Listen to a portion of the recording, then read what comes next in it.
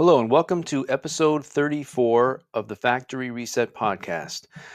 My name is Tommy, and this podcast is all about faithfulness to Jesus, no matter what it takes.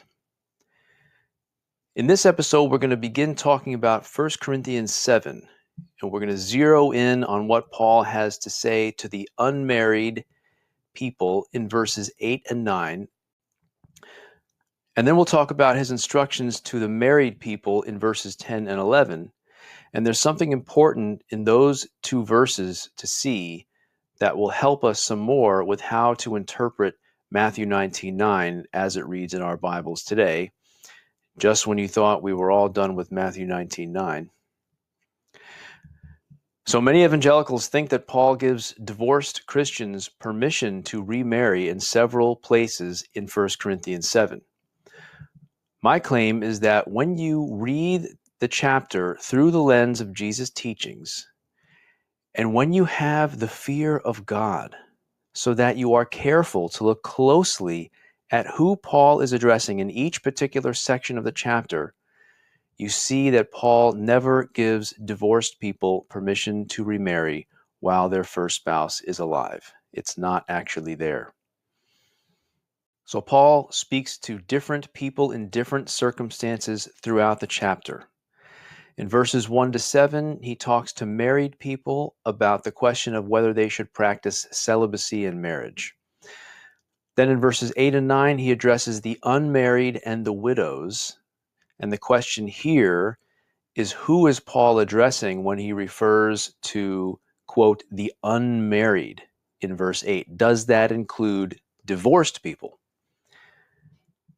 Then in verses 10 and 11, he addresses married Christians, and he focuses in on women who have some reason why they might want to separate from their husbands. Then in verses 12 to 16, he addresses Christians who have an unbelieving spouse.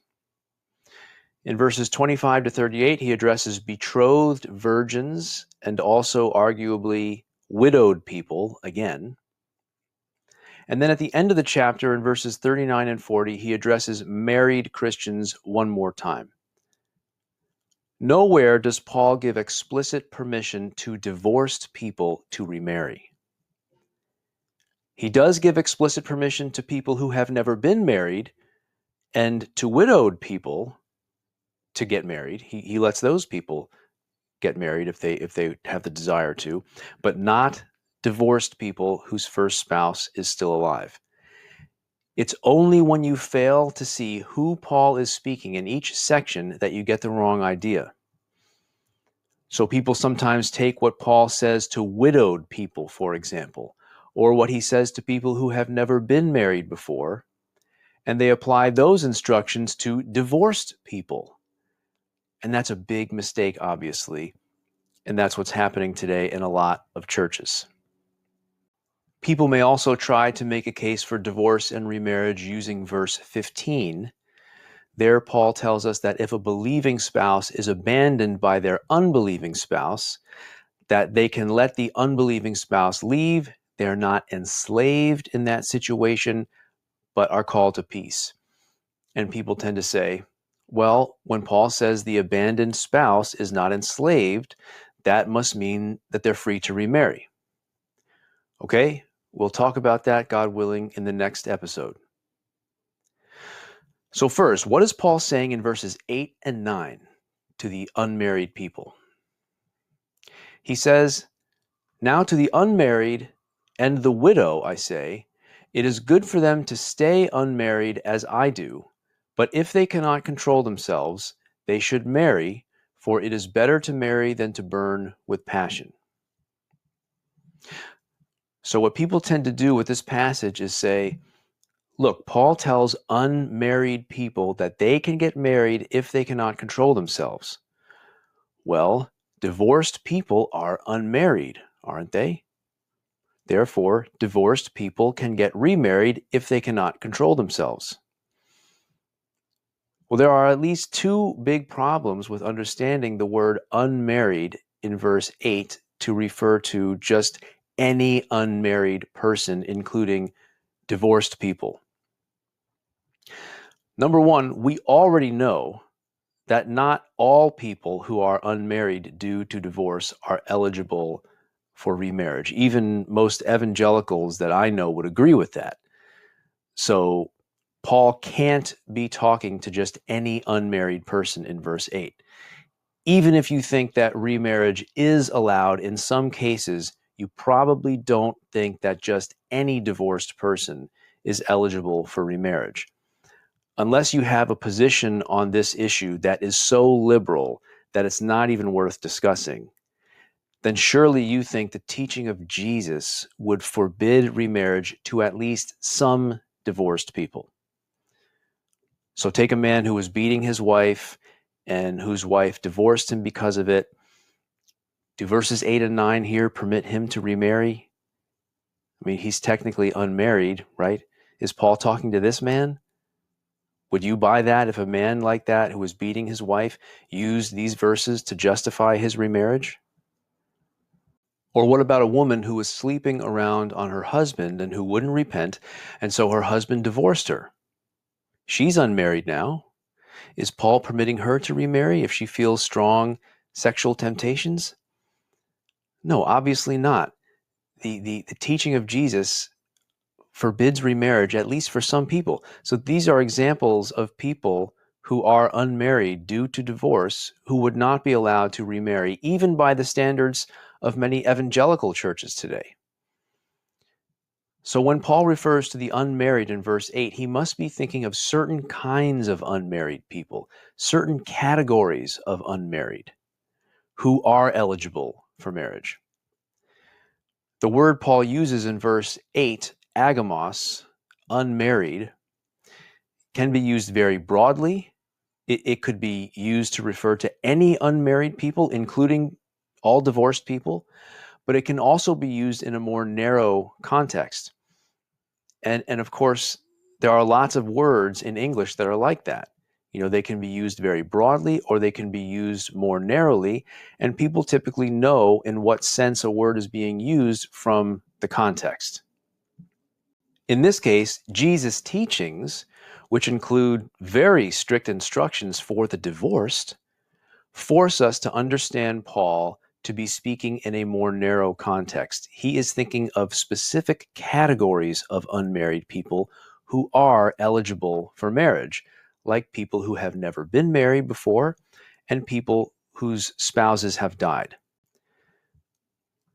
The second thing that would prohibit us from applying verses 8 and 9 to people who are unmarried due to divorce is the teaching of verses 10 and 11. What Paul says in the very next two verses to women who are unmarried because they left their husbands. In verses 10 and 11, Paul addresses any woman who may want to leave her husband for some reason. Paul allows women to separate from their husbands in certain situations, and he doesn't list what the reasons are that they can do that, but he allows them to separate and then remain unmarried. He then refers to the women who have left their husbands as unmarried. He says that if they leave, they must remain agamos, unmarried, or else return to their husbands. So he uses the same word in verse 10 that he used in verse 8. So these women who have separated from their husbands are now unmarried, but Paul only gives that kind of unmarried person two options in verse 11. Stay unmarried or else reconcile. So remarriage is not an option he gives them. See, he has different instructions for this particular category of unmarried people, different instructions from the ones he gave to the unmarried in verses 8 and 9. So then you know that in verses 8 and 9, when he refers to the unmarried, and when he permits them and the widows to marry if they desire to, he's not speaking broadly to just anyone who's technically unmarried, including divorced people. He's not talking to the kinds of people he then goes on to address in verses 10 and 11, who are also unmarried. Otherwise, he would be sending us very confusing, mixed messages. How could Paul permit all unmarried people including the divorced, to marry in verses 8 and 9, and then turn right around and forbid divorced people to remarry in verses 10 and 11? No, the answer is that he's not referring to divorced people in verses 8 and 9 when he talks about the unmarried there. So if you're someone like me and you're unmarried due to divorce, Paul's instructions for us are to be found in verses 10 and 11, not in verses 8 and 9. Singleness or reconciliation, those are our two options, guys. Before I move on, I just want to mention one other alternative interpretation of verses 8 and 9. And I've talked about this a little bit with a friend of mine who speaks and teaches New Testament Greek. And after discussing this with him, I don't think this interpretation is probably right, but I do think it's at least worth mentioning for anyone who might want to give it some thought and track it down for themselves.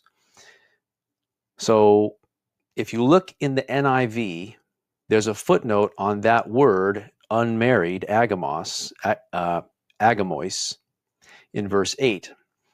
And the footnote says, or widowers. So apparently there is some case to be made that in Paul's day, people would sometimes use the word agamos to refer to widowers, men whose wives had died. Typically, it would simply refer to unmarried people, but in certain very narrow contexts, people could use it to refer to widowers. So there's a guy named Gordon Fee who has written a well-respected commentary on 1 Corinthians 7. I haven't read it. I'm just passing on some basic, information here that you can look into if you want to. And he makes this case that Paul's talking to widowers when he refers to the unmarried, and he gives some historical support for this. And I suppose the argument is that the readers of Paul's letters would know that the word agamos in verse 8 was being used there to refer to widowers because it's being paired with widows, right? So there's that very narrow context, and they'd know, oh, he's talking about widowers when he refers to the unmarried there in that verse. And that makes some sense. And it would seem to fit Paul's pattern of referring to both male and female with each issue he addresses throughout the chapter. He addresses husbands and wives in one section. He addresses men with unbelieving wives and then women with unbelieving husbands in another section. He has instructions for women regarding separation from their husbands, and then instructions for men regarding sending their wives away, right? So he addresses men and women, men and women. So going with that pattern of addressing both sexes with each different issue that he talks about, in verses 8 and 9, Paul could be giving instructions to widowers, men, and widows, women. This interpretation would make sense of why Paul makes a distinction between the unmarried and the widows. Because widows are unmarried, right? So Paul addresses the widows automatically when he simply refers to the unmarried. So then why does Paul distinguish the widows from the unmarried if they are unmarried? And if his instructions to them are the same as his instructions to the other unmarried people, what would be the purpose of making the distinction between unmarried and widows? Well, one way to explain it is that widows are just sort of have like this special place in the community, and we're often sort of singled out as like these people who have their own sort of special position and office within the church. But another way to explain it is that Paul's addressing widowers in verse 8, and that's why he distinguishes between them and the widows, because he's talking to both sexes, both men and women whose spouses have died. Again, it doesn't sound to me like this is the right interpretation, from the discussion that I've had with my friend who actually teaches Greek. So I don't think this is right, but it seems like there's at least a case to be made for it, or else there wouldn't be that footnote in the NIV. So I thought it was worth mentioning as at least one way to understand verses 8 and 9 that would lead people to the right conclusions, the right practical conclusions at least, even if it's probably not the right interpretation of the verses.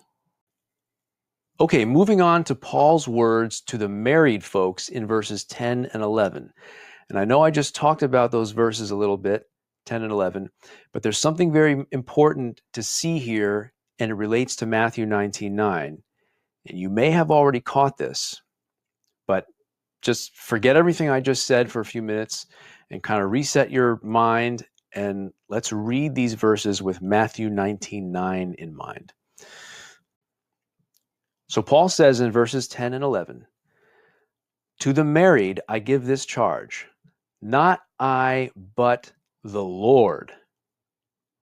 The wife should not separate from her husband, but if she does, she should remain unmarried or else be reconciled to her husband, and the husband should not divorce his wife." So, Paul says that if a woman chooses to leave her husband, she must then stay unmarried or else be reconciled to her husband. He doesn't mention any particular reasons for which a woman is allowed to leave her husband. He just says she shouldn't leave, but if she does, etc., obviously implying that there are cases in which she is allowed by Jesus to leave her husband. The text is silent on why a woman can separate from her husband. It doesn't say anything about her having to have a good reason to leave. So, when you read the verses in isolation, it almost could seem like any married woman has permission to just leave her husband and then stay unmarried if she wants to.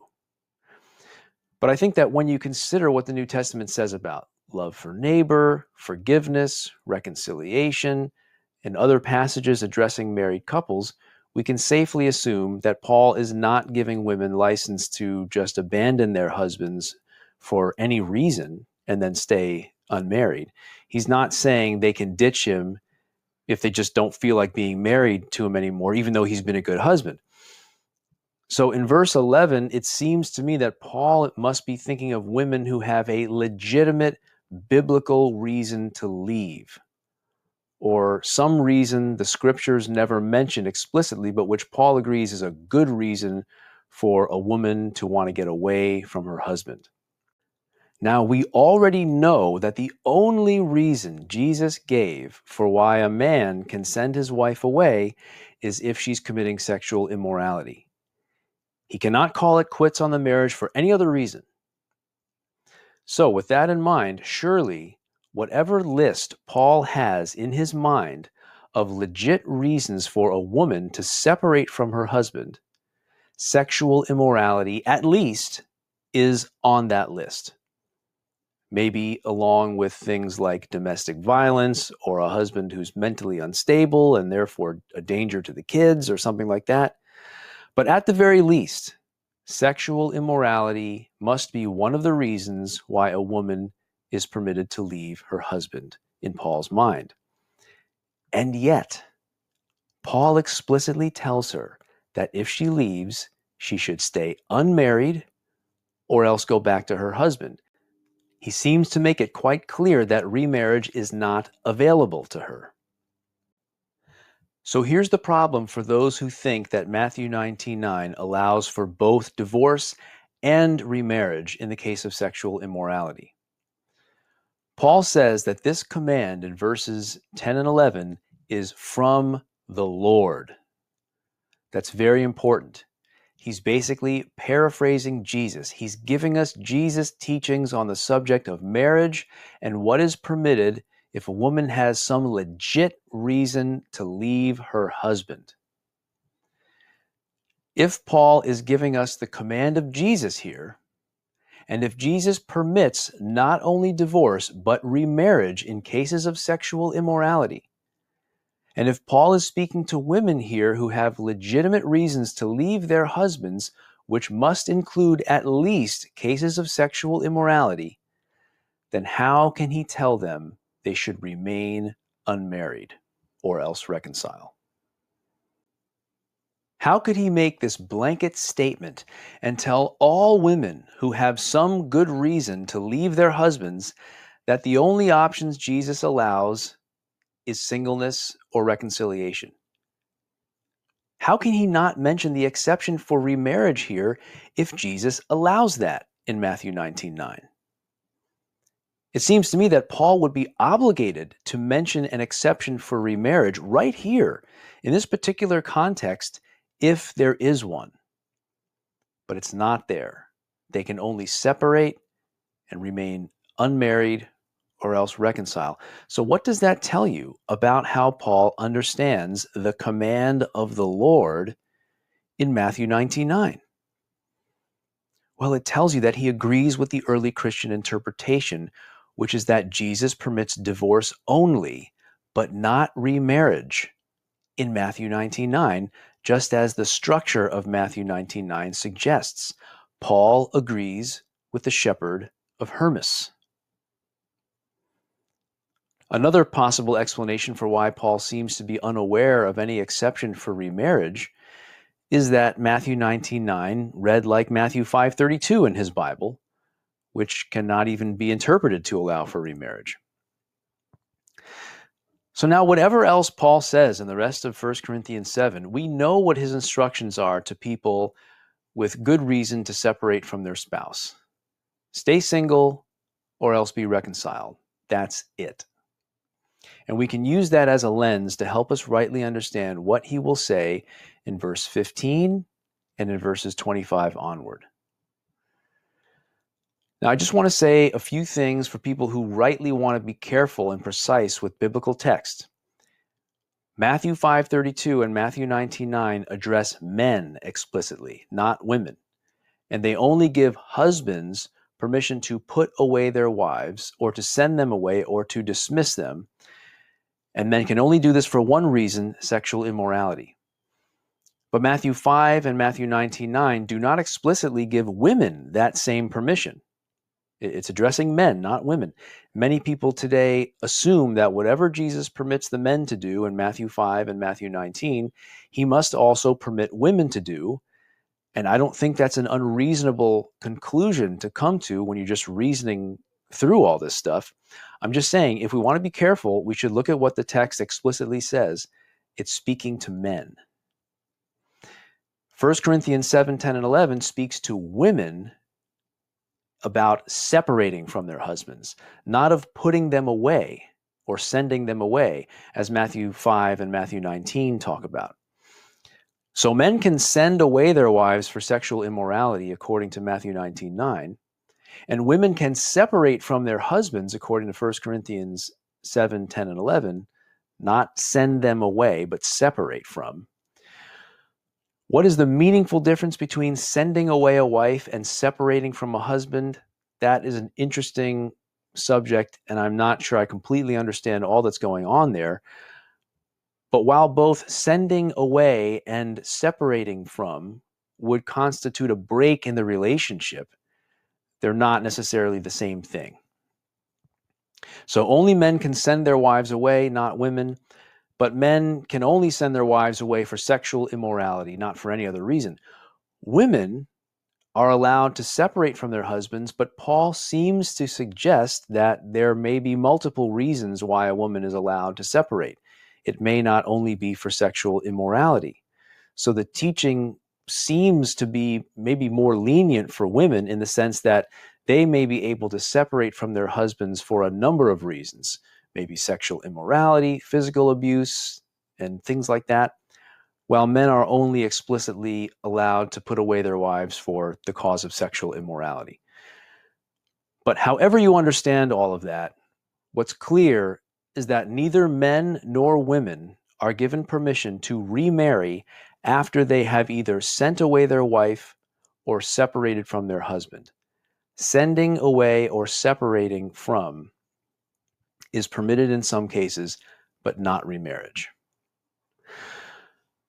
Okay, in the next episode, Lord willing, we'll pick it up with Paul's words to Christians who have unbelieving spouses. Thank you so much for listening. Let me know if you would like to talk, and may God bless you.